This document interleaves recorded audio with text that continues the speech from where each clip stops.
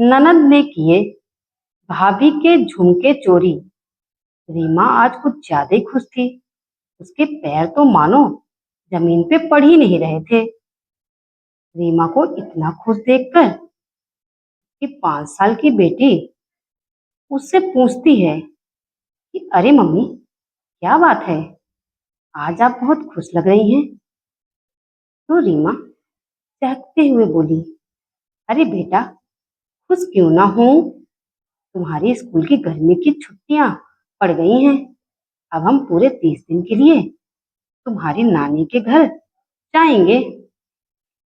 पीहू भी यह बात सुनकर खुशी में से नाचने लगी और अपनी मम्मी से बोली कि सच मम्मी, क्या हम सचमुच नानी के घर जा रहे हैं? पीहू ने उत्सुकता से पूछा, मम्मी, हम कब नानी के घर जा रहे हैं?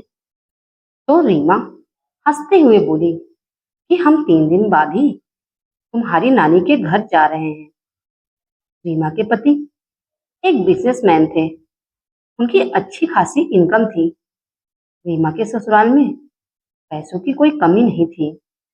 पर पता नहीं क्यों रीमा लालची किस्म की औरत थी। रीमा जब मायके जाती तो उसके पति अमर हमेशा उसे समझाकर भेजते थे कि अपने मायके जाकर अपनी माँ से किसी भी चीज की कोई डिमांड मत करना।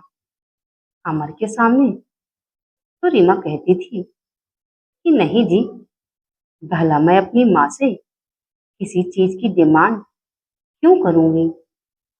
लेकिन मायके पहुंचती ही वह अमर की कही हुई सारी बातें भूल जाती और माँ के सामने जाते ही माँ से नई नई चीजों की फरमाइश शुरू कर देती थी। अमर रीमा की इस आदत से बहुत परेशान था। वह उसे समझाता था कि रीमा, तुम ही बताओ, भला हमारे पास किस चीज की कमी है, फिर भी तुम अपनी माँ से किसी भी चीज की डिमांड क्यों करती हो। लेकिन रीमा को कुछ समझ में नहीं आता था। 3 दिन बाद अमर रीमा और पीहू को उसके मायके छोड़कर आ गया। रीमा के मायके आने से उसकी माँ, भाभी, भैया सब बहुत खुश थे। 1-2 दिन रीमा अपने मायके में अच्छे से रही। उसके बाद उसने अपनी वही पुरानी आदत शुरू कर दी। एक दिन सुबह सुबह रीमा की भाभी कविता किचन में चाय बना रही थी। रीमा भी किचन में पहुंची तो उसने देखा कि किचन में एक रॉयल सा कप सेट रखा हुआ था। उस कप सेट को देखकर रीमा को लालच आ गया और उसने झट से अपनी भाभी से बोला कि भाभी, यह कप सेट आप कब लाई?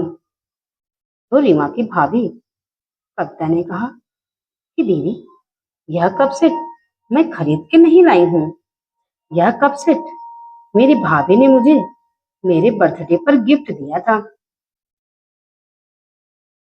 तो रीमा हंसते हुए बोली, भाभी से बोली कि भाभी, मुझे ये कप सेट ना बहुत अच्छा लग रहा है, इसीलिए इस कप सेट को मैं अपने साथ अपने ससुराल ले जाऊंगी।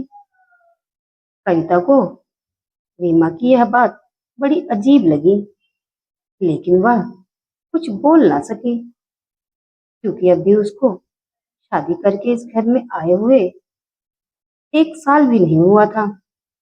इसीलिए वह कुछ बोल ना सकी। उसने धीरे से रीमा से कहा कि ठीक है दीदी, आप ले जाइएगा इस कप सेट को।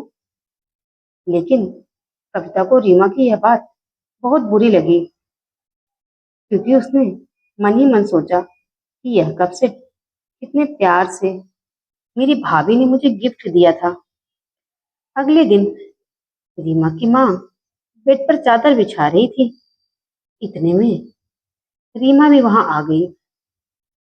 चादर देखते ही रीमा का मन ललचा गया और वह माँ से बोली कि माँ, यह चादर तो बहुत अच्छी लग रही है, तो माँ ने बोला कि बेटा रीमा, अगर तुझे चादर चाहिए तो मैं तुझे दिलवा दूंगी मार्केट से। तो रीमा ने बोला कि नहीं माँ, मुझे तो यही आपकी वाली चादर बहुत पसंद है। यही वाली चादर मुझे चाहिए, दूसरी नहीं। आप अपने लिए दूसरी चादर ले लेना। तो रीमा की माँ ने उससे बोला कि अरे बेटा, यह चादर तो बहू की पसंद की है, इसीलिए इसे रहने दे। मैं तुझे दूसरी चादर दिला दूंगी। लेकिन रीमा ने अपनी माँ की एक न सुनी।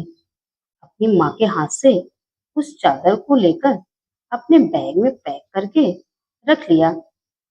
उसकी माँ को रीमा की इस हरकत पर बहुत गुस्सा आया, लेकिन वह कुछ बोल ना सकी।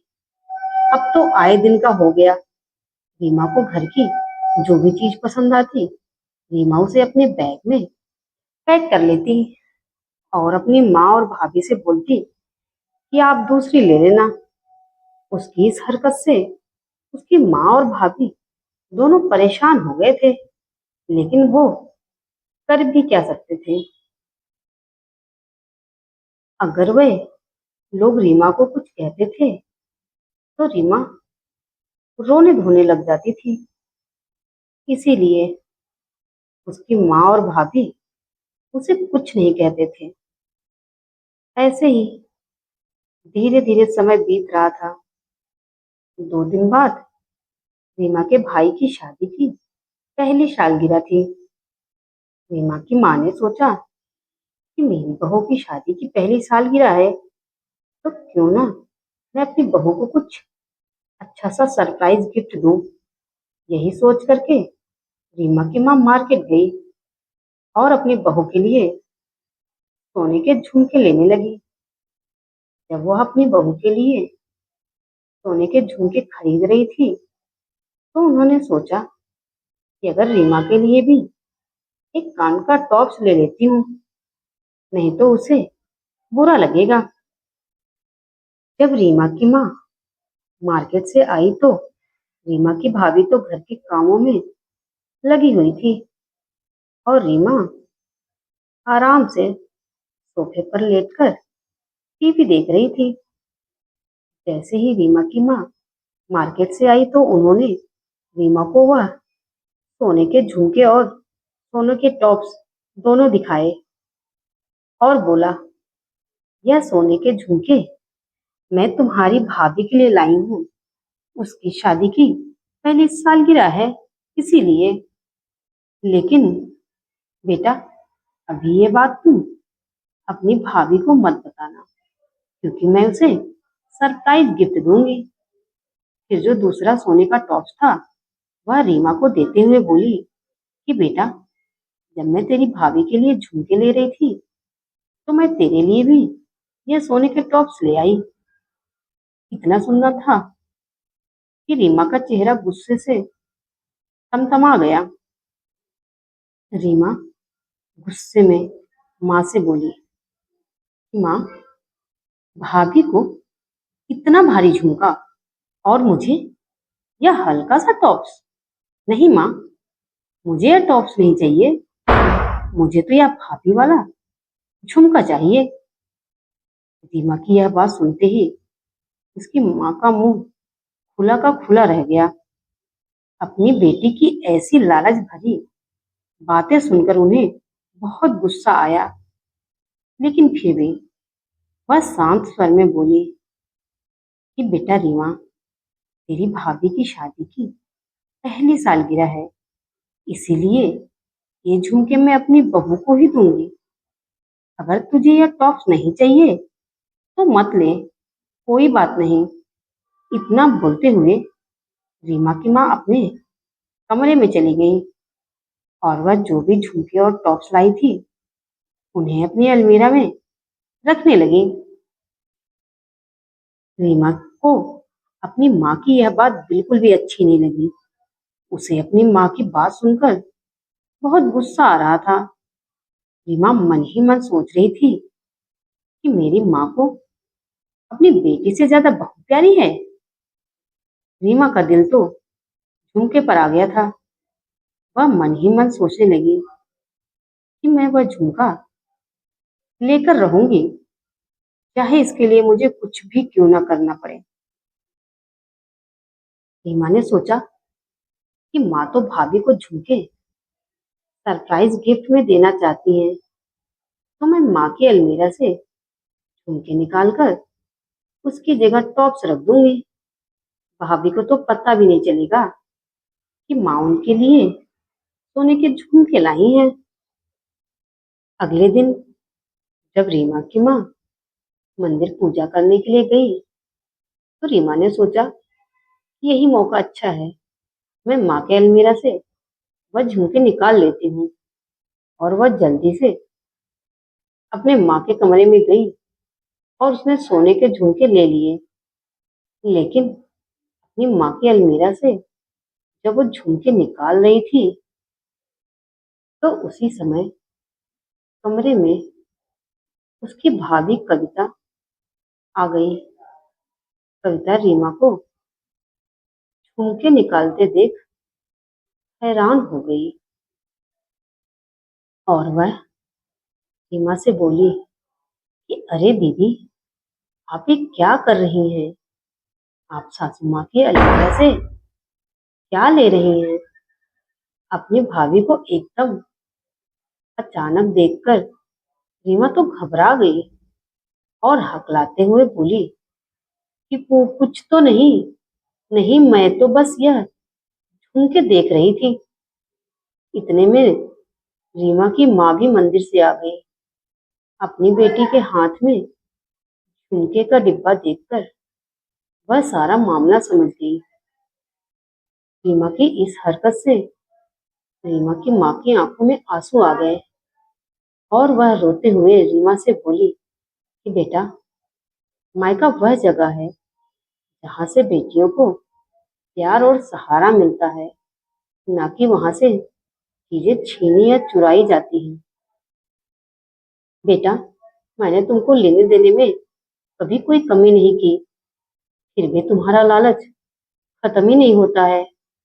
आज तुमने जो हरकत की है ना, उससे मेरा सिर शर्म से झुक गया है। माँ की यह बात सुनते ही रीमा को बहुत शर्मिंदगी महसूस हुई। आज उसे अपनी गलती का एहसास हो रहा था। उसने अपनी माँ और भाभी से मांगते हुए माफी मांगते हुए कहा कि आप दोनों मुझे माफ कर दीजिए। शायद मैं लालच में अंधी हो गई थी। माँ, मैं रिश्तों की मर्यादा ही भूल गई थी। और वह सिसकते हुए अपनी माँ के गले लग गई। रीमा ने रोते हुए अपनी माँ से कहा कि माँ, मैं आपसे वादा करती हूँ, मैं कभी लालच नहीं करूंगी। इस कहानी से हमें यही शिक्षा मिलती है कि इंसान को कभी लालच नहीं करना चाहिए, क्योंकि लालच इंसान को अपने ही लोगों से दूर कर देता है। अगर आपको हमारी कहानी अच्छी लगी हो तो प्लीज लाइक, शेयर और सब्सक्राइब जरूर करें।